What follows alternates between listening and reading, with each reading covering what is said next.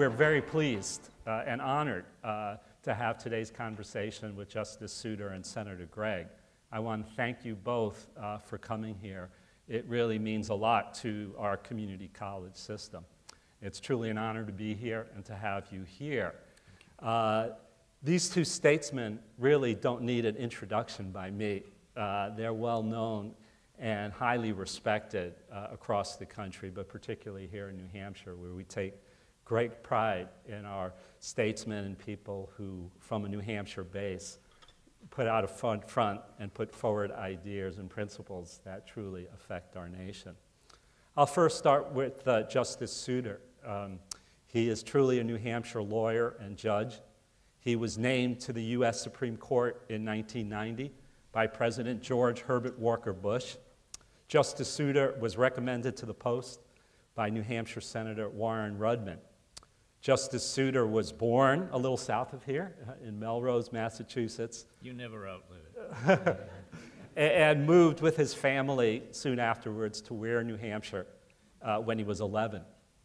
He attended Concord High School in New Hampshire before attending Harvard College, graduating in 1961, and then spent 2 years as a Rhodes Scholar at Oxford.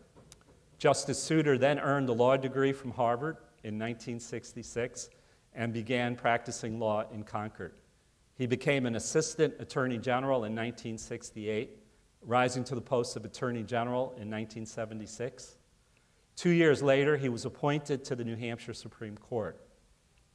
He was named a judge on the U.S. Court of Appeals, the First Circuit, in 1990 and joined the U.S. Supreme Court the same year.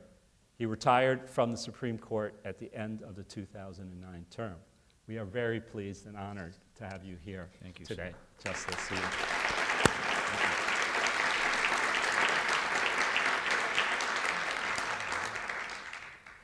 Judd Gregg is a native of Nashua, New Hampshire, who has served our state in many roles in his political career. Senator Gregg has deep New Hampshire background. He attended Phillips Exeter Academy, then earned an undergraduate degree from Columbia University, stepping just a bit outside his New England roots temporarily. He then followed that by a law degree and an LLM degree from Boston University. He was elected to Congress in 1980 and served 4 full terms before being elected New Hampshire's governor in 1988. He served 2 terms in that job before his 1992 election to the U.S. Senate, where he served until 2011. Senator Gregg is the only person to serve as New Hampshire Executive Counselor and Governor, and to serve as the New Hampshire rep at U.S. Congress and U.S. Senate. Senator Gregg and his wife, Kathy Gregg, and the entire Gregg family have been strong supporters of civic life in New Hampshire and on our community colleges, and we thank them for that. We are especially pleased to have Senator Gregg and Kathy Gregg join us in the hall that bears his name here in Nashua Community College, and joining Justice Souter in a Granite State conversation.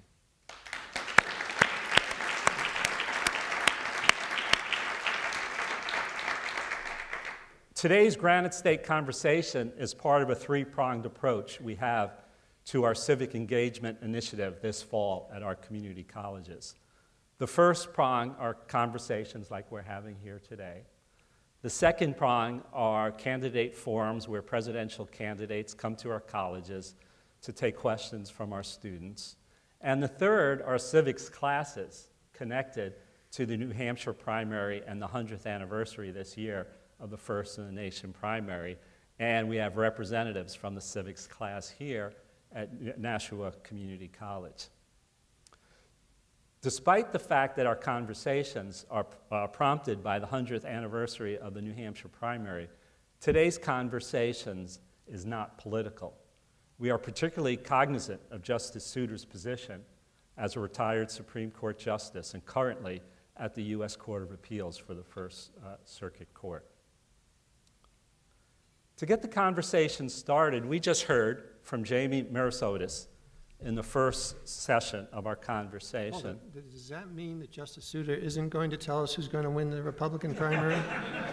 Senator Gregg, I will let you ask him that question, and we'll see how he responds. And I'll let him answer that question. That's what I came for. Okay. I'll try to get through with my opening statements. Jamie, in the first session of the conversation, highlighted the benefits of higher education as both being private and public, and also how they were economic, civil, and social, and how all those benefits were very important to the work that we do here at Nashua Community College and at higher educational institutions across the country. Higher education, at its best, can help to expand economic opportunity and economic outcomes for individuals, families, states, and nations. And higher education has an essential role in preparing the next generation of citizens and public leaders. Graduates of community colleges in New Hampshire earn on average $500,000 more over their lifetime than high school graduates in New Hampshire. They are twice as likely to make a contact with a public official, 1/3 more likely to discuss politics, and 1/4 more likely to vote than high school graduates. Yet, as higher education attainment increases in our nation, and as we aspire to increase higher educational attainment, we truly know that our political and economic systems are not functioning as well as we aspire to and expect, and will need them to function in the future. Senator Gregg, in an article you published in The Hill, and that was reproduced in a recent op-ed piece, you commented how, and this is a quote, "A great deal of the responsibility for the collapse of the reasoned approach in politics lies at the feet of the educational system. Many people have come through schools that have not taught civics or American history in anything other than relativistic terms. The value system that set up this democracy, which was formulated by geniuses such as Madison, Jefferson, Franklin, Washington, and Hamilton, is given little, if any, credence as bringing better or worse, or being better or worse than any other democratic system. And that, without an educational system that teaches the core values of our constitutional system, it is reasonable that people who are searching for answers to the problems they see most afflicting them will move outside the system and follow the pipers of populism." And Justice Souter, you have said that the greatest problem facing America today is ignorance of civics, basic knowledge of the Constitution, and an understanding of the structure of government, with 2/3 of the country not knowing that we have 3 branches of government. My first question, Justice Souter and Senator Gregg, is what do you suggest we do to address this problem, the ignorance of civics? What is the role of higher education? And do you perceive any particular role for community colleges and the opportunity of New Hampshire's first in the nation primary? Yes. To begin with, the community college obligation, I think, is sort of a double one. It shouldn't be a double one, but it is. The first obligation is to do what is not being done in America's high schools. I think I didn't check this summer, but the last I did check, I think the only absolute requirement on a public school district today in civics is a 1/2-year course somewhere in high school, which is about 75% less than it was when I was going to high school here. Somebody's got to take up the slack, and I realize that the public educational system has got a lot of pressure under it, but it doesn't have any pressure that excuses the decline in civic education. And civics education It's been going on since the aftermath of the Vietnam War. It's a product with our history that begins back in the 1970s. And it's got to get turned around, but it hasn't been sufficiently turned around yet, and it's tough to turn it around. The second obligation that is specific to an institution like the community college here arises from something that you mentioned a moment ago. And the fact is that among the people who actually vote, the great majority of them are people with some degree of education beyond high school. If you accept the proposition that intelligent voting, determining in effect the personnel and the conduct of our government, requires some knowledge of what that government is, what its structure is, and how its responsibilities are distributed, then there is no clearer focus, the way things are today, than on the need for those who go beyond the high school level to know what they are voting about. As somebody said a while back, you know, if you go to a baseball game and you don't know what the rules of the game are, it's incomprehensible. If you know something about the 3 strikes rule, it's maybe a little bit more comprehensible. Well, the same thing goes for government. So if in fact we are going to have intelligent voting by the larger of the we'll say the educational cohorts, there's got to be some education here to take up the slack. And I guess I said there are 2 particular responsibilities. Maybe there's a third source of responsibility, and that is this is a constant statistic. The higher level of education, the greater the probability of voting and civic participation in general. So that in fact, the more you teach, the greater the probability is that cohort of post-high school voters is going to get larger. Thank you. Senator Gregg? Well, Ross, thank you. And it's a privilege, obviously, to be here with Justice Souter, who we all greatly admire and are very proud of as a New Hampshireite. And it's also a pleasure to be here at Nashua Community College, which has always been an energized in place because of Lucille, who does such an exceptional job. And I'm glad that this program was brought together by Anna Grace and Bonnie, and Kathy and I are close friends of Anna Grace and Bonnie, and we are happy to participate in this. First off, let me just preface it by saying I see our community college system as being the on-ramp to prosperity for all sorts of folks in New Hampshire. I actually think it probably plays a larger role than the university system in giving people a chance to participate in the American dream.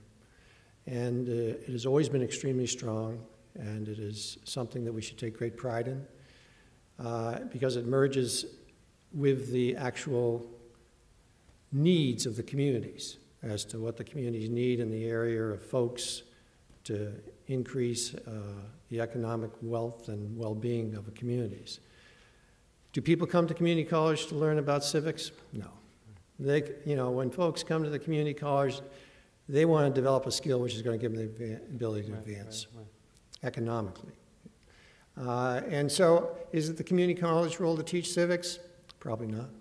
It is our elementary and high school role to teach civics, and to teach it aggressively. We do in the 4th grade in this state teach people about New Hampshire history. It's a great legacy. I remember when I was governor, I'm sure if the governor was still here, it was always fun to see the Capitol filled with 4th graders. And a nice thing about New Hampshire, which is a really down-home place, the governor's office has no bathroom. So when you went to the bathroom, you'd be surrounded by 4th graders. So they really learned about government. But it's, as Justice Souter has pointed out, it has waned as we move into the higher levels of elementary education and then high school education, and that's a mistake. Because you cannot have an effective government if you don't have an informed electorate. People must understand how this government works It is a complex government that you can't just sort of learn by not having studied it. You have to understand that this is a checks and balance form of government. That's three branches of government that make it function. That is a government which requires inherently compromise to function, because very rarely is one party totally in charge of the legislative and executive branch. And it's a government that is built on certain fundamental principles which evolve the character of the culture and set the tone of what's right and wrong. And one of my great frustrations is I think we as a society, especially Western society generally, but American society also, have come out of the 20th century with a view that everything is relative, right. That there is no right or wrong. That, you know, if you feel this way, you're okay. If you feel this way, you're okay. Well, there is right and wrong, and there is a way to govern, and a way to govern effectively in a constitutional democracy. And if folks don't understand it, then they can't participate in it in a constructive way. And let me just get off on another side point here.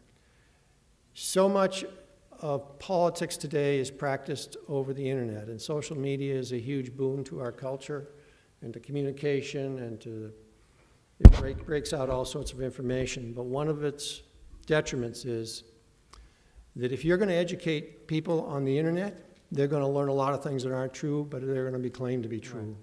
People can put anything up they want to say, and they claim it's truth, they claim it's accurate, they claim it's factual, and it becomes the nomenclature of the time, and it may be totally untrue, inaccurate, and unfactual. You have to have some way to judge that. And if you haven't gotten an education about how the system works, and about how civics works, and about how your government works, then you've got no way to authenticate information that you're receiving over this great big hose called the internet. And so I do think education is at the essence of this, but I guess I don't think it's really the role of the community colleges to do it. I mean, it would be nice if you want to put that program in, and people who wanted to opt into it, but that information, that knowledge, that understanding has to come before you get to community college. So I could follow up, because it seems like we have a little bit of a disagreement, that if I'm understanding it correctly, Justice Souter, you're saying there is a role for community colleges to fill the gap that's left from our primary and secondary education failures, if I could use that term, with regards to civics education. And Senator Gregg, you're saying, really, it's not, the community colleges are focused on other aspects of education, and maybe we should just rely and better enable our primary and secondary educators. Well, you can make it available. Yeah. But that's not why people come to community college. Yeah. This is an opt-in exercise to go to a community college. People are making a conscious decision to try to improve their lives. It would be nice if they had the knowledge base of how civics works before they got here. Yeah. Couldn't agree more. The problem that we've got today in restoring, and by the way, the drop-off in civics and U.S. history teaching in the high schools and in the grades below high school is, as I said, a phenomenon that has been going on since the 1970s, and it was basically a politically inspired phenomenon. But in trying to turn that around, in trying to do something about the fact, as you pointed out, referring to something I had said, in order to respond to the fact that roughly 2/3 of the people in the United States do not know that there are 3 branches of government, and in fact, among the 1/3 that does know it, I think only 1/3 of them could name the 3 branches.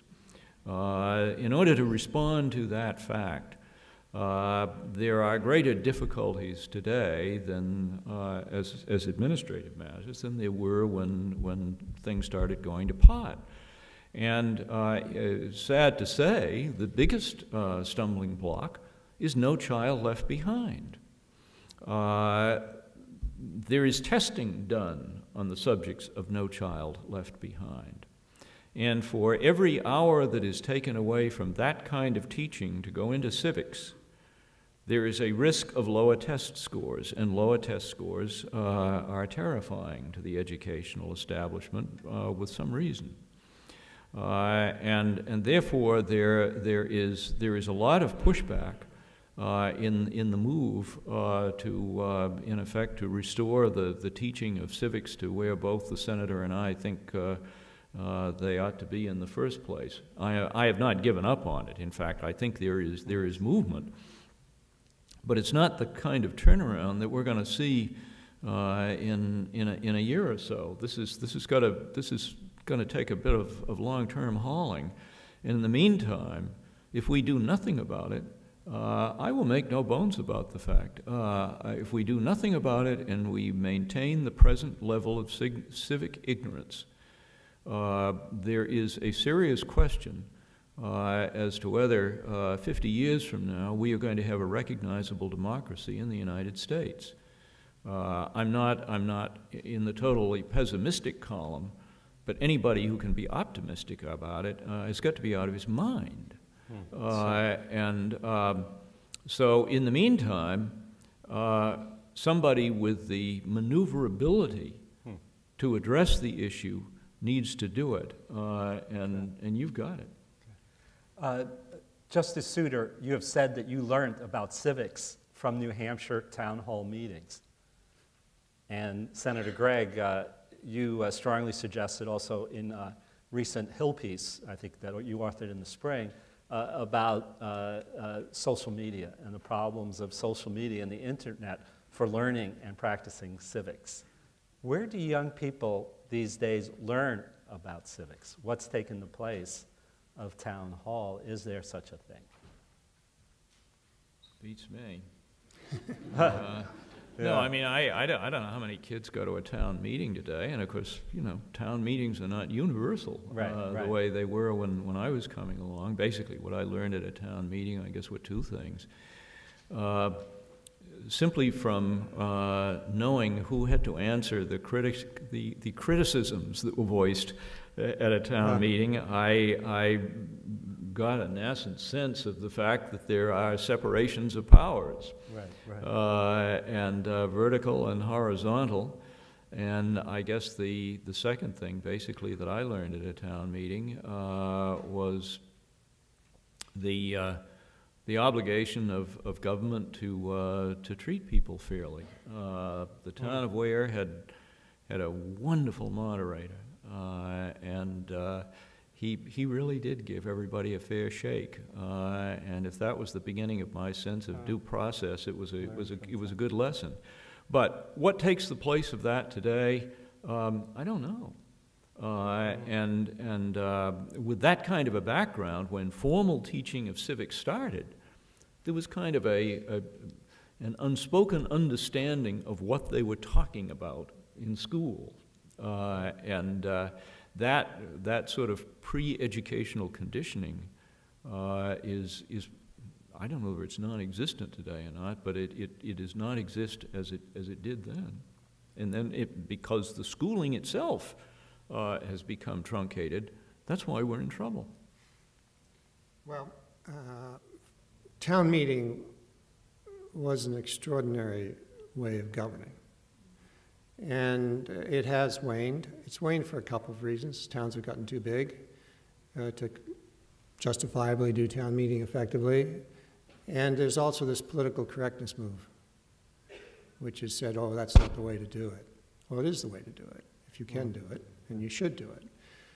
But a lot of town administrators and town employees and teachers don't really like the idea of actually showing up and being confronted face-to-face with the electorate. So that's one of the causes of its waning. I don't think it's going to come back with any strength, because it's just not the nature of things. When they start to move in that direction, they continue to move. How do kids get their information? I can't really say, except knowing our children and our grandchildren. It's clearly an electronic communication, digital communication today that dominates everybody's life. Very few people read a newspaper. Virtually no one watches under the age of 50 watches news on TV. I've forgotten the average age of people watching news on CNN or Fox is something like 60 and over. Everybody gets it off their internet, off their digital communication, and therefore they're basically getting a totally unfiltered, representation, as I mentioned earlier, that can often be totally inaccurate and still be claimed to be accurate. Wikipedia, for example, which is the source that many people go to when they want to find out some specific news, I do, when specific. Right. You have no idea if you're getting into a technical issue whether the information is accurate because it's just posted. Right. They try to discipline it, but it clearly isn't. So this has created a problem. And as I mentioned before, if you don't have something to filter that information with through your educational experience, then you're not going to filter it, you're going to believe it. And we also have a media today, which is, when I was first elected to Congress, there were probably 15 newspapers in this country that had fully operating news bureaus in Washington, 5, 10, 15, 20, 30 people. Today, there are 5. And so all the content is being produced by those 5 that's accurate, call it accurate, substantive anyway, that's thoughtful. And so it's the content producers that are legitimate has been radically shrunk. In addition, if you want to pursue a very thoughtful conversation about an extremely complex but hot item, if you make, like some of the articles that I've written for The Hill, if you take a position which involves complexity, let's say on a question like Social Security, Medicare, Medicaid, tax reform, these are very, very complex issues. There's no clear answer on them. The discussion, which should have some depth to it and some thoughtfulness to it, immediately gets pushed to the side by people who shout. People from the corners who just basically take extremely strong positions and do not tolerate any dissent and dominate the discussion on the internet. And so you get, very rarely on the internet do you get thoughtful discussion of complex issues. You get shouting. And it has a really debilitating effect on the capacity to have thoughtful conversation on complex issues, which is critical to a democracy. And that's a problem. Now, how do you put the genie back in the bottle? You don't. The internet's not going back in the bottle. But the way you get it back, but the way you at least create an atmosphere where people can look at that information and say, oh yeah, that makes sense, or it doesn't make sense in the context of the overall way we've historically governed is through education and civics. And that's why civics is such a critical element of education. We've organized at the community college these the civic engagement activities, the 3-pronged approach that I talked about. The opportunity for our students to learn about civics by experiencing it, to engage with candidates, to be exposed to conversations such as this, trying to find some light at the end of this tunnel of how to restore a vibrant and substantive American democracy. Could we use the experience that students could have in New Hampshire's first in the nation primary to engage our students engage so that they learn about civics by being part of this opportunity that we have in New Hampshire every 4 years. This is a great opportunity that we uniquely have in New Hampshire, and all higher educational systems in this state should have their students have the opportunity to do that. They should be able to give their students credit if they do it in a formalized way so that they actually participate. So I think that's just a unique plus that we have every 4 years, that our folks who are in school in the state have the opportunity to be exposed to how elections are run on the ground and the policy debates which occur around those elections. Very, very unique, and everybody should push their students to take advantage of it. And ironically, it can lead to some pretty good jobs. Right. Justice Souter, did you want to comment on the opportunity of the First in the Nation primary for civics education? Well, I can't add much, probably nothing to what Senator Gregg just said. I'll just add 2 things. One, we'll call it my Johnny One-Note edition, and that is when they're listening to the candidates, it's a good idea to have a sense of the structure of the government in which the candidates want to serve, because that's going to be the basis, in part, of any critical judgment. And the second opportunity, or at least stimulus, that the seeing the candidates can provide is as the first step in addressing the question of whether and to what extent today's sort of politics of sort of scorched earth, no compromise, is in fact the very result of a primary nominating system. I know that for a long time I suspected, in fact I simply assumed, that a great deal of the no-compromise politics today was the consequence of political gerrymandering gone wild. And I have since sort of repented that view. It's not that the gerrymandering has no effect, but I have been very impressed both by the position taken by former Representative Mickey Edwards and by a number of scholars in the past 5 years to the effect that it is in fact the combination of a primary system and low voting that in fact is responsible for the we'll call it the political climate we're in now. And if getting a sense of the candidates out there is going to stimulate a response, at least to, we'll call it the provocative position that Edwards has put forth, that itself is all to the good. Well, the Justice has raised a very significant issue, which is what is really causing our federal government to fail at this time, which it clearly is. Don't give up on gerrymandering. One of the primary causes of the failure of the federal government to be able to function is the fact that 60 to 65% of the seats in the House are gerrymandered by party. And that means when you run in those districts, now New Hampshire's districts aren't like that at all, they're just the opposite. They're unique, quite honestly, because they are the opposite.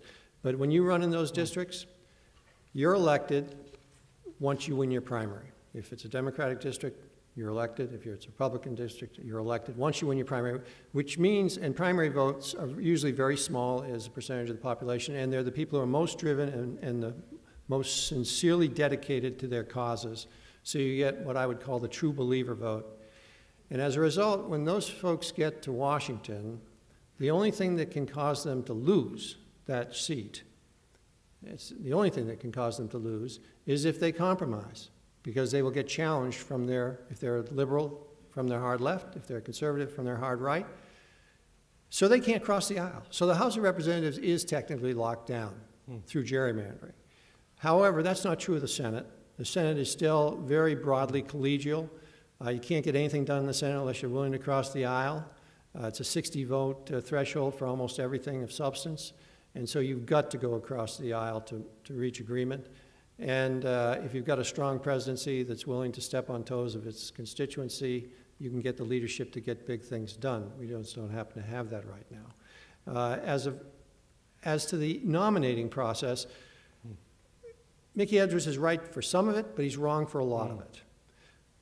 Places like Iowa, which are caucuses, are dominated by the true believer vote in both parties. Very small turnout. It's done in a very closed system. So you get the most aggressive statements. And that's why we here in New Hampshire have always said that Iowa picks corn and we pick presidents. Because when you get to New Hampshire, it's an election. It's not a caucus. And not only is it an election, but it's an election where independents, if they wish to vote, can vote on either side. And the independent vote in New Hampshire is very independent. So as a very practical matter, it's not controlled. It's not dominated by what you'd call the conservative wing of the Republican, the hard conservative wing of the Republican Party, or the hard liberal wing of the Democratic Party. It becomes much more of a discussion that usually moves towards what I would call a rational conservative, rational liberal nominee. And that picks up speed as you go down the course because it's more and more elections rather than caucuses, especially in the big states. And some of them are still closed to independents, but most of them aren't. So I tend to think our nominating process is difficult, it's challenging, and at this time in a nominating process, when it's all PR, when it's all ridiculous polling that has no meaning at all when we get to the election, the hyperbole wins the day. The entertainer wins the day. But when you get down to an election where people walk into that ballot box and they're going to vote, historically people don't throw their vote away on hyperbole or entertainment. They vote for somebody who's substantive and who can lead. And so I have great confidence, or better, I have confidence that our system is not fundamentally broken on the nominating side. I'm going to, follow that up with a question, and I'll start with a quote for Senator Gregg. You saying that New Hampshire is where real folks get to kick the tires of candidates. It is the place where the only thing you can predict is that something unpredictable will happen, and the nation will be better off for it. And as Senator Gregg's father and former New Hampshire Governor Hugh Gregg and New Hampshire First Nation champion put it, in New Hampshire, everyone has the opportunity to meet the next president. That's the opportunity our students have, not only here at Nashua Community College, but also across the state of New Hampshire. With that opportunity also comes responsibility, because they have the responsibility to represent voters in New Hampshire and beyond. What's the best way for students to be responsible and to represent the voice of young people and speak to New Hampshire interests, but at the same time speak, because of the personal nature, the unique nature of the New Hampshire primary, represent their young colleagues in other states like Illinois and California and larger states across the country. That is a big responsibility. How do you suggest they meet it? It's a big responsibility not only for students but for all the New Hampshire electorate, and I think we take it very seriously and are very effective at doing it. Now, there is great jealousy about the New Hampshire primary. There's great derisiveness from big city and big urban states about it. But tell me where else in our system you're going to force the candidates to actually go into a living room or walk a street and take a question from somebody who just walks up to them and has an opinion or is upset about something. Nowhere else in the system does it happen. If you move to a regional primary, which has been talked about, if you alternate big states and little states, you're going to end up with a primary process which is all media driven, where the candidate really never has to come out from behind their handlers. New Hampshire and Iowa, they have to. They have to come out and take questions, and it's very effective. Granted, you can say New Hampshire doesn't meet the demographics of the country, and we're much more affluent, and we've got a much higher educational level, but really, the questions which are asked are the questions which most Americans are concerned about, and they finally get asked here, and they only get asked here, because this is where candidates have to spend a considerable amount. So it's a really good process, and we really play a critical role. What should students do? Again, I think this idea you've got here that you're going to involve students through a community college initiative in the primary is great, and they should be. Every one of these candidates needs on-the-ground people. Needs them. Right. I mean, you can walk into any one of these candidates' headquarters and say, I'm here to help. And if you stick around for a few days, you'll probably run the campaign. Really, the need for people and for human resources of putting just the old-fashioned stuff of putting the signs out and making sure that the door-to-door is done correct, it's very significant. So it's a great opportunity, as you've already noted, and just pursue it aggressively. Anything, Justice Souter, about the responsibility of our students here? Well, I'll just add a footnote to what the senator said, and that is, there are town halls that the candidates come to, and they do get some coverage from the press. And if you want to do something that's not only going to be illuminating to yourself, but as you said a moment ago, to the like age cohort in other states, ask them a question that may get an answer that in fact gets published and disseminated. You mentioned in introducing me that I spent 2 years at Oxford. I will quote someone in the 19th century, someone's definition of an Oxford education, or the object of it was, and the object of it was to know enough to know when another man is talking rot. If the right questions can elicit the kind of responses that indicate when a candidate is talking rot, it just might get some coverage and get around, and you might do a favor for a lot of people outside the state of New Hampshire by asking that question. Good, great, thank you. Turning to a subject that you both brought up, referred to, How do we help our students better deal with ambiguity? Justice Souter, in your 2010 Harvard commencement speech, you spoke about the longing for a world without ambiguity. You mentioned in an ambiguous world with so much uncertainty, what is needed is trust and the facing of facts. How do we get to a more trusting and respectful place? And what is the role of higher education in this?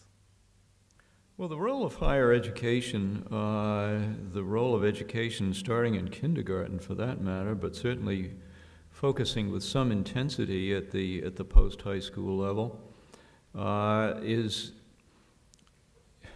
to foster a trust that reason is possible. To foster, to inculcate in people's minds the notion that there are good reasons and bad reasons. Some reasons for doing a given thing or following a given political course here are better than others. Some are terrible. It is, in effect, the answer to your question, what education can do is foster the capacity to look critically at what other people say and what you think yourself, and decide whether your reasons for one course of action are better than reasons against it. It is the trust in the capacity of reason to do something better than any other, let's say, ideological approach to public issues can do. That's the business of education. Senator Gregg? Yeah. Well, that was a brilliant statement. I mean, that really, as we would expect from Justice Souter, summarized the issue precisely. Although rot, is that a jurisprudence term? But no, that was the definition that this all is built around reason is absolutely at the essence of the question.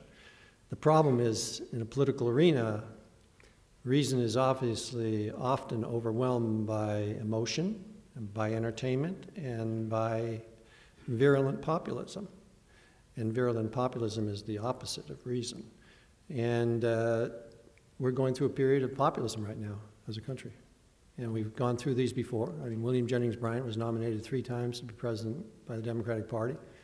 Ross Perot basically determined the presidency. This happens in our system. Hopefully we will return sooner rather than later to looking and analyzing the process of government through reason, and when we do, we will get much better government. My last question before we have the students come up here and ask questions relates to our previous speaker, and Jamie Mirasotis has spoke of the importance of talent and talent development for the future well-being of our nation and state. Jamie, in his book, defines talent as including competencies such as critical thinking and problem-solving skills that allow individuals to use their knowledge to solve problems, and talent also includes personality traits such as conscientiousness. Does civic engagement and civics education contribute to talent development? Should we be more intentional about using civics education to develop talent? Well, to begin with, talent is Tom Brady. The New England definition of talent. That's the New England definition of talent. Absolutely. I mean, I don't see any reason why community colleges shouldn't engage significantly on the issue of leadership, because leadership is at the core of talent and leadership are all tied together. And no matter what the business opportunity that a student is learning, they should learn the capacity to address that opportunity with a leadership skill that gives them personal confidence, which leads to getting things done, and I think leads to, and is essentially part of talent. Justice Souter? Well, again, I follow the correct answer here. There's not much I can add, but I mean, it's implicit in what the senator said a moment ago. It's, you know, it's leadership by people who are leading by sensible thought rather than by ideology. And I I was reading a book review a couple of weeks ago in the Times. I don't remember the book, but I think it was a joint biography of Martin Luther King and Rosa Parks. And the author pointed out that they were both leaders. King was sort of the leader at the head of the march with the flag. Rosa Parks was a leader by doing what she believed was morally imperative. And by doing that, she gave the idea to other people that they could do that too. And in the quest for the development of leadership, I guess my footnote is, remember that there are different kinds of leaders, right. If you're not one, it doesn't mean you can't be the other. Thank you. I'm going to ask Lucille, President Jordan, to come up here to introduce our students and transition to have the students ask some questions. Thank you. All right. Thank you, both Senator Gregg and Justice Souter. First is Ryan Long, who's an economics major from Amherst, New Hampshire. Amanda DeLude, a communications major from Hudson, New Hampshire. Carolyn Nee, international relations from New Boston, New Hampshire. Alyssa Vautier, communications major from Nashua, New Hampshire. And finally, Jennifer Maxwell, psychology major from Amherst, New Hampshire. And before we begin the questions, I would like to introduce the faculty member who also aspires her students to sensible thought, and that is Professor Elizabeth Fontanella. Elizabeth?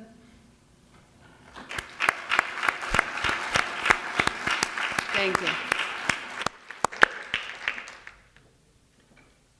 Senator Gregg and Justice Souter, I would like to thank you both for coming out here today. My question is in regards to voter turnout for millennials. And according to a Harvard University study, only 26% of millennials intended to vote in the 2014 election. What do you think causes the low voting turnout for millennials and my generation? Why don't you tell us?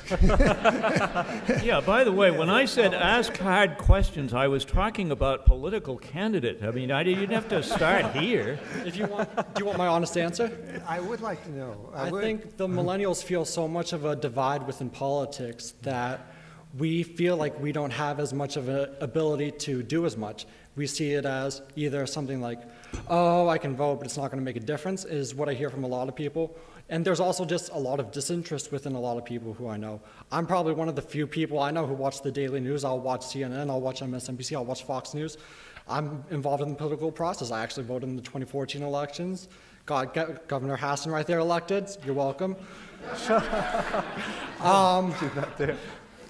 But I think it's very important. That's why I'm an economics major. I think that the more I'm involved in my current major, the more I learn about it, and the more I'm able to see how important it is. And I think part of it is, like you've been saying, education and civics. A lot of us don't get the education about it. So we're just like, throw our hands up in the air. Hey, I don't know what to vote for. I don't know what to do. I'm just going to give up. And I think that's very against what the American people should be doing. I think we should be saying, even though I don't know this, I should learn this. A lot of people compare Malcolm X and Martin Luther King Jr. when it comes to education. I think a lot of people see Martin Luther King Jr. as the one who's educated. They very much ignore Malcolm X's education. He was independently educated. He spent some time in jail while protesting, and while in jail, he taught himself education. He taught himself how to move people politically, and I think that's something people don't realize today.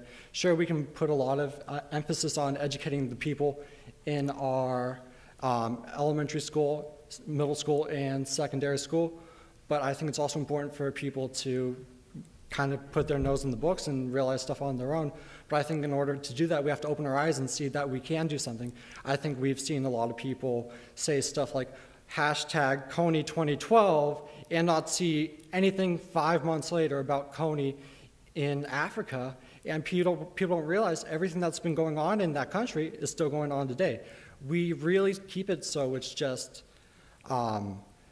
feel good if we involve ourselves politically. So I think that's part of our activism when we do it slightly. But I mean, we've seen some movements go a little bit further. We've seen Occupy Wall Street. We see Black Lives Matter currently going on right now. And I think those are promising because we might see potential for political movements actually going somewhere in our country. Well, I think your concern is pretty legitimate and pretty typical, you know, that you can't impact the process. But if not you, who would be the question. You're going to inherit the country. You're going to have the opportunities here, and what those opportunities are going to be defined in great part by what type of society we have, which is defined in great part by what type of political figures lead the nation. At some point you sort of, I think some people are never going to figure that out, but most people do. Probably when you pay your first taxes, although probably all of you have. When you see that withholding, and you ask yourself, what's that going to? But it is, let me just tell you one story that your vote counts. Justice Souter will remember this very well. When Kathy and I were here in Nashua, we were just starting out, and I was practicing law, and there was a Senate race between a guy named John Durkin and Louis Wyman. And this race went on, and everybody thought Louis Wyman was going to win. He was the Attorney General, and he was very popular. John Durkin was a former head of the Insurance Commission, and it was a very interesting race. Well, election night, the votes were counted, and they were 300 votes apart. And so John Durkin, who was losing at the time, said, I want to recount, and Kathy and I went up, and we helped out Louis Wyman in the recount. I don't know if you were engaged in that or not. You probably were at some level. And so we counted votes again. And after we'd all finished counting votes again, you know how many votes separated those two candidates? One vote. One vote. So elections, voting counts, and there are innumerable elections every year for town offices in this state where they end up flipping a coin because the vote is tied. And so the vote counts, and it counts a lot, but you know, if for no other reason than self-interest, you should be engaged in politics because it's going to affect you a lot more than it's going to affect us. We're going to be moving on at some point a lot sooner than you are. Okay. Good. I would have said the same thing. I remember Wyman Durkin too. For people who may not remember it, the next time you hear somebody say, you know, my vote doesn't count, just ask them to think back to the presidential election of 2000, Bush v. Gore. That'll show you what a few votes can do. Thank you. Thank you very much. Yeah, and I'd like to pass the mic over to Amanda right over here. Good afternoon, Senator Gregg and Justice Souter. What efforts would you make in gaining citizens' interest in becoming politically active? Do you want to start, Justice Souter? You know, I'm tempted instead of a long speech to go back to a quotation that you've probably heard a dozen times, but it won't do any harm to repeat it again. It's the story of, and I think a true story, of a remark that Benjamin Franklin made shortly after the Constitutional Convention of 1787 in Philadelphia adjourned. And he met on the streets of Philadelphia a woman he knew, and she said, Dr. Franklin, she said, what kind of government will the new Constitution give us? And his answer was, a republic, if you can keep it. If you do not, whoever you are, do not take your part in keeping it, which at the very simplest level means trying to vote intelligently, you're not going to have it. The sort of the complementary quotation to Franklin is Jefferson's, and he was referring to knowledge rather than participation, but the point remains equally valid. They go in tandem. He said, I think he said, a nation of free people who are ignorant has never been seen and never will be seen. That is not a precise quote, but I think I've got the gist of it. It's like many powers that we have. There's a great deal of truth in the adage, use it or lose it. So that would be my answer. I would second that. You know, freedom, democracy. You don't have to look too far in this world to see how they get frittered away by people who do not participate or allow their societies to be taken over by very aggressive populist movements which undermine those institutions which are at the core of freedom and democracy. And so if you don't get engaged, then you've got nobody to blame but yourself if someday you wake up and you find yourself in a world that's not right and is fundamentally harmful to a democratic form of government. And I have one more question. Senator Gregg and Justice Souter, do you believe that the digital divide has made people unable to express their political opinions through media? No, just the opposite. I think it's given access to voice to millions of people who didn't have access before. The problem is there's no filter. And as a result, as I've said numerous times already, you can say whatever you want and it's declared to be fact by you, and fact-checking doesn't occur. And that's why Justice Souter's point that you need to have been educated enough on the way you reason so that you can look at somebody's statement and reason whether or not it makes sense. And that's needed more today than it's ever been needed, because so much of the information that's put out is opinion and hyperbole and, unfortunately, hate. Thank you. Hello.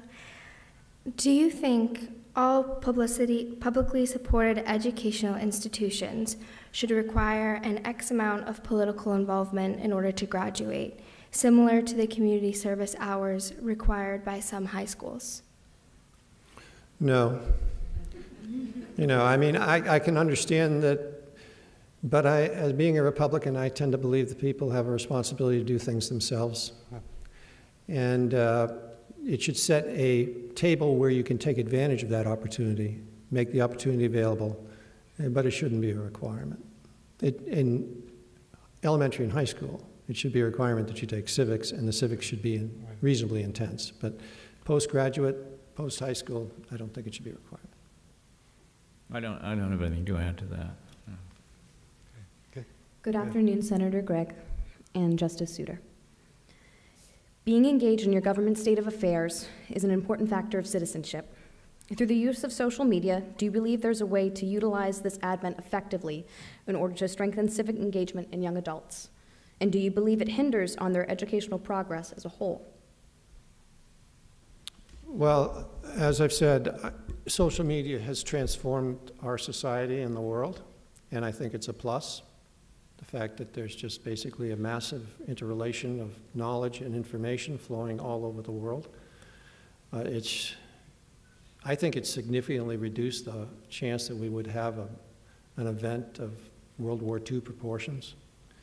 Although certainly there's certain ideologies in this world today which are evil and could easily cause dramatic damage, but I don't think you're going to see that sort of conflict again, hopefully, as a result of the closeness of communication which is occurring. The opportunities are limitless on social media to communicate your thoughts and ideas. But whether or not they're done in a constructive and valuable and positive way is the issue. One of the things I found I started writing these articles for The Hill because The Hill called me up and said, would you write something? And I found that most of the responses to them, I assume they're read by people other than the people who respond to them, because the people who respond to them just got up in the morning and really were angry. They were angry, you know? And they just wanted to take it out on somebody, and I just happened to be the person they read that morning, because, and usually it's had no relevance to what I said, but bang, they're off and running. That is not a constructive way to communicate and have dialogue. So I don't know how we get past that. It comes back to what the justices said, which is requires reason and common sense to evaluate what's on the media. But the social media is just, It's transformed everything in this country, but especially government and politics. The only consolation for what Senator Gregg is saying is Justice Oliver Wendell Holmes's statement of his legal philosophy. When he was asked what it was, he thought it was a silly question, and then he thought about it for a minute, and he said, "My legal philosophy is keep the bowels open." Thank you both. Okay. Hello, good afternoon. Senator Gregg and Justice Souter, is there a way to transform the media from an advocacy-centered media towards an unbiased-centered media without treading on the right to freedom of speech? Absolutely not. And actually, today's media is much more mainstream media, and things like Fox and MSNBC, which are at opposite ends of the political scale, is much more responsible than our American media used to be. Back in the 1800s, and even into the early part of the last century, newspapers were not created for the purposes of giving news. They were created for the purposes of advocating political parties and political positions. And if you go back and you read the things that were said about Lincoln and the advocacy of the New York papers at that time on the issues, it's just startling.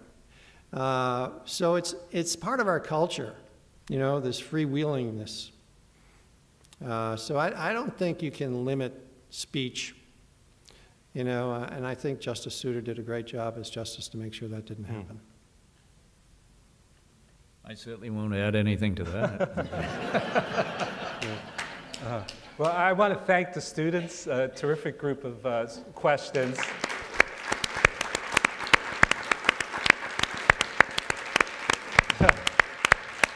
And now I want to turn to the audience. We have some time for some questions from our audience. There's one back there. Okay, sure.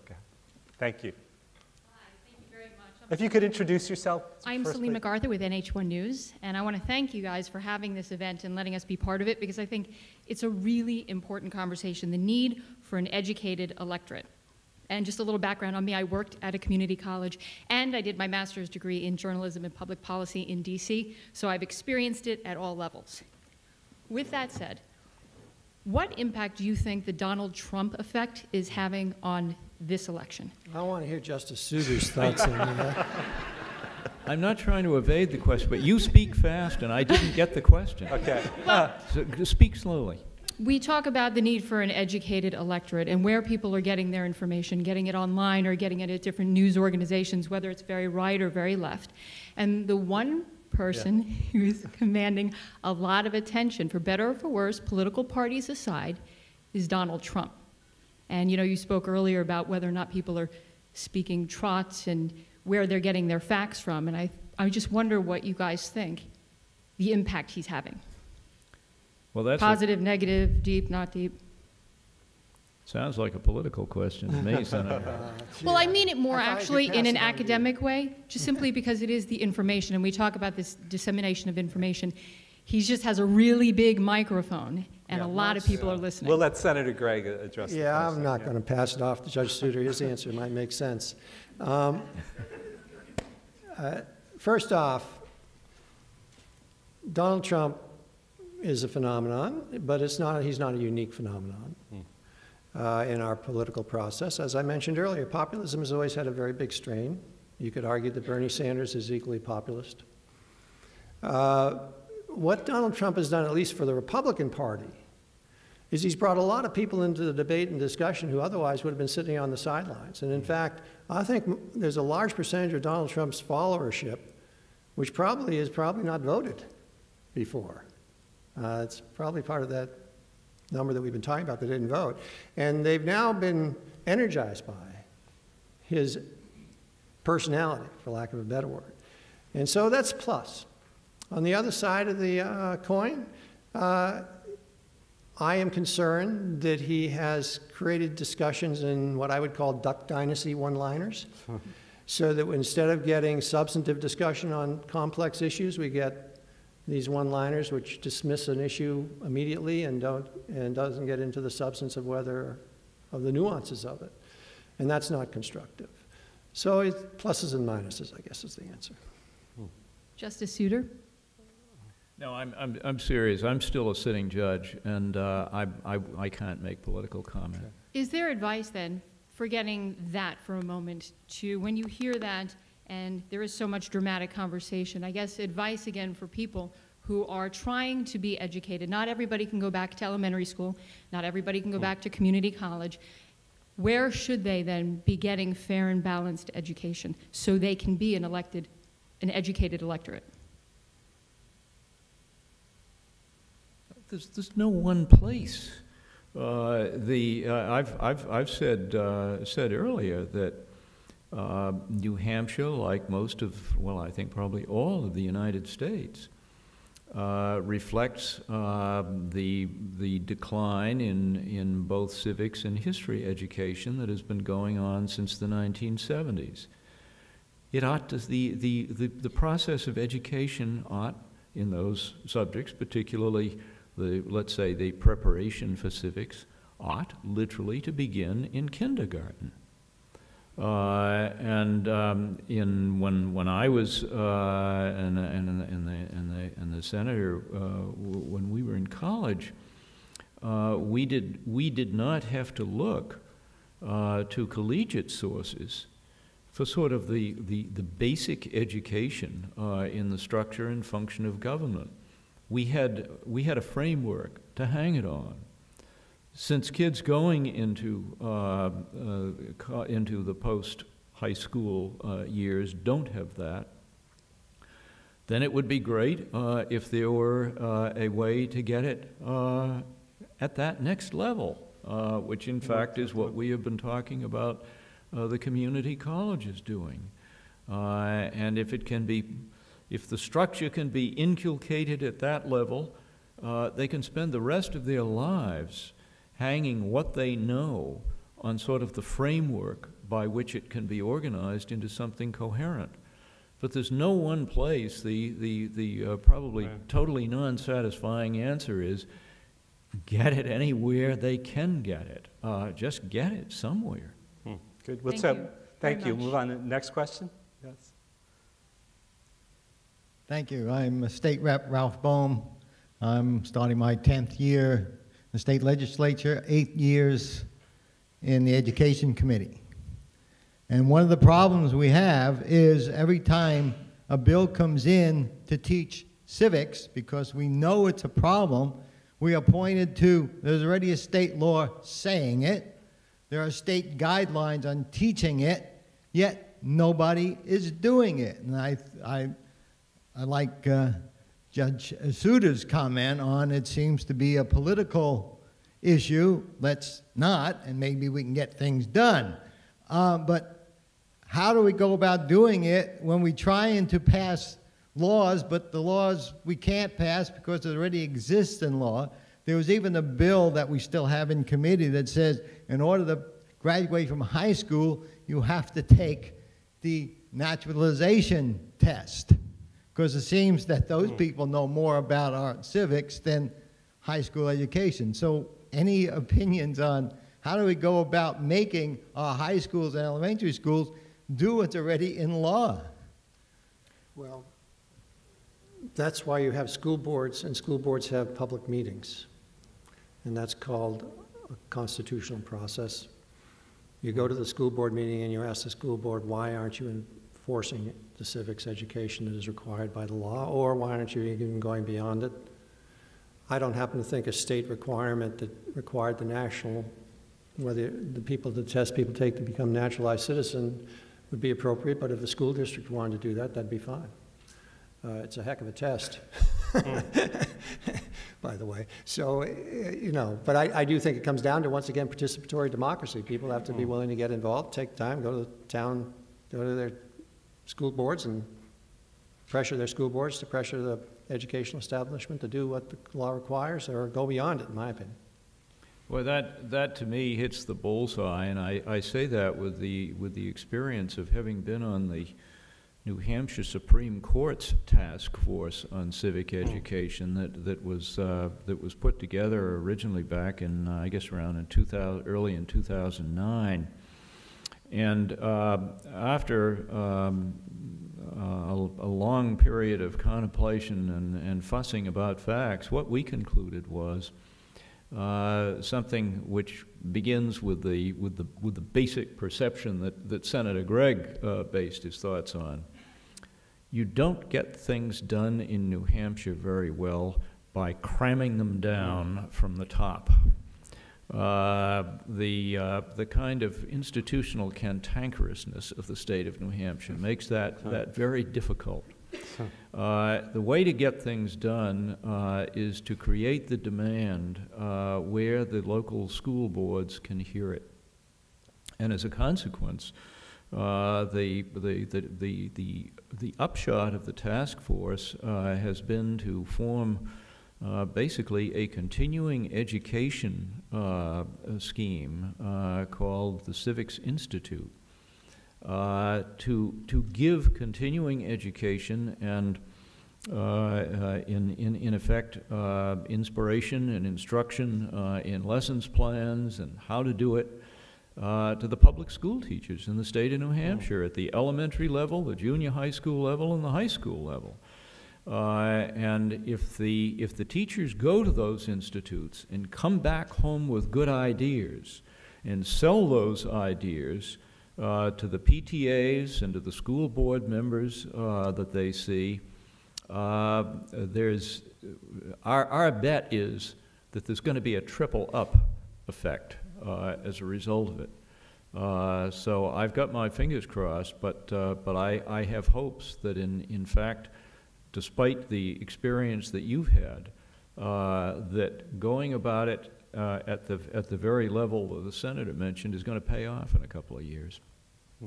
Thank you. And I've also been on the school board, and we've tried that also, and then you get the pushback from the educators saying, oh, we're already doing it, what the state says. So, I mean, it's a rock and a hard place. But thank you. Yeah, thank you. I think we have time for one more question. Do you have another question?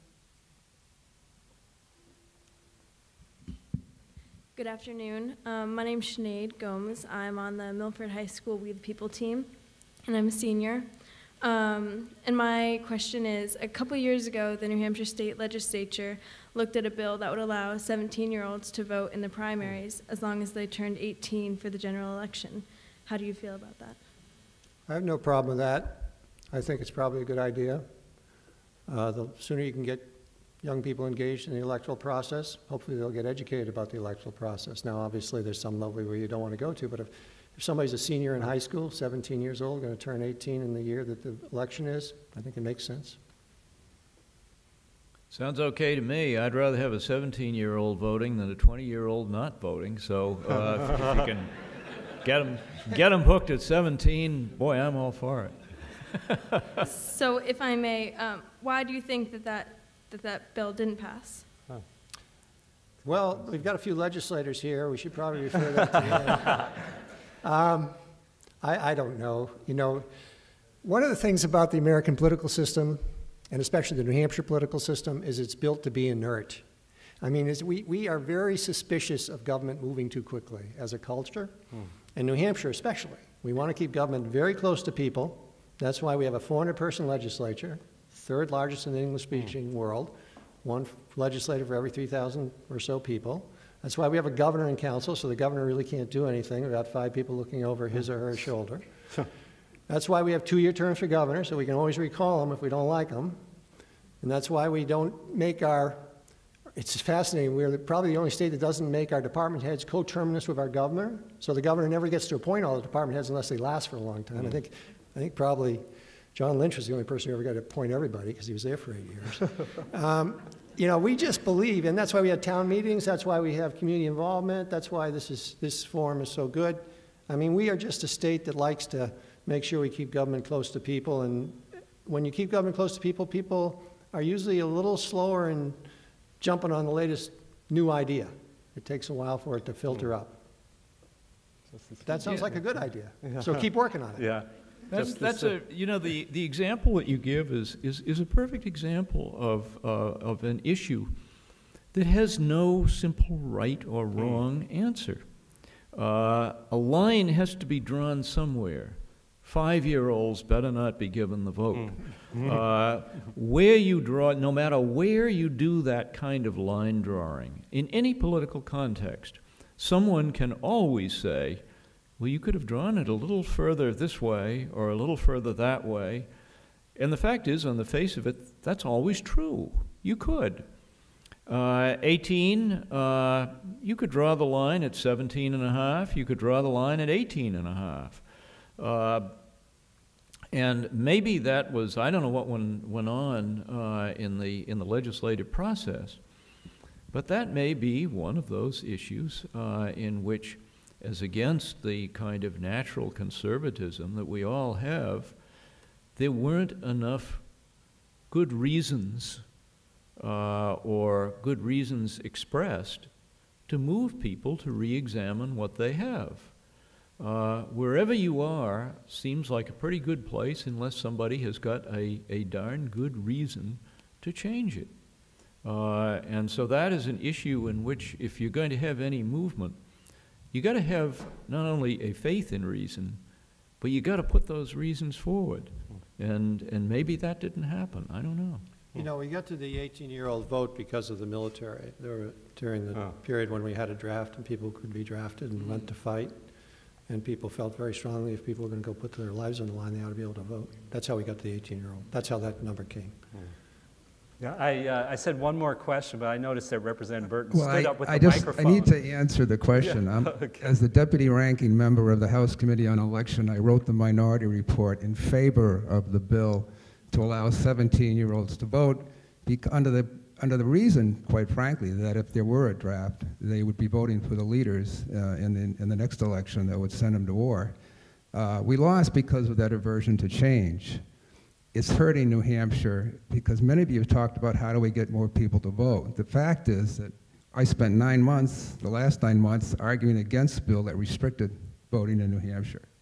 One of them had to go to the Supreme Court to remind the House that the U.S. Constitution and the state Constitution allow no impediments between legal voters and voting.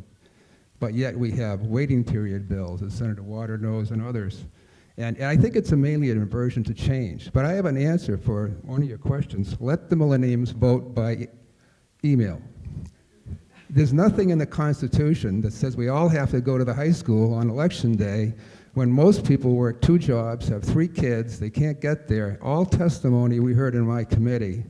Let's democratize with the technology and make sure the elections are available to everyone who has a legal right to vote, and get New Hampshire to change its ways, because I think it's coming in other states and it ought to happen here. Thank you for listening. Okay. Thank you. You would like an opportunity to respond? Yeah, rhetorical. Any response to that? Well, I disagree. I mean, there's too much opportunity for fraud. There are states that have mail-in ballots. For example, Washington State, you don't go to a polling place. It's all mailed in. Right. And there's a big issue of fraud. And who's there when you check your ballot? Is it the local union shop guy who's standing beside you, or the local conservative leader of the whatever group you're a member of, the NRA, is standing beside you when you vote? I think the privacy of a ballot box is really important to maintaining the integrity of the ballot. Justice Souter? I have nothing to add to that. Okay, I want to be respectful of everybody's time. I think it's good that this conversation could carry on, and that's one of the major purposes here, is to engage in conversations that we know are important to carry on and to continue the conversations. I want to thank all participants in today's forum. Jamie Marasotis, thank you very much.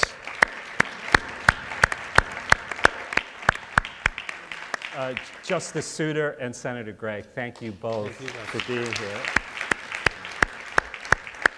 I want special thanks to Bonnie Newman and Anna Grace Holloway sitting in the front row, who's, without them and their leadership, this wouldn't have happened.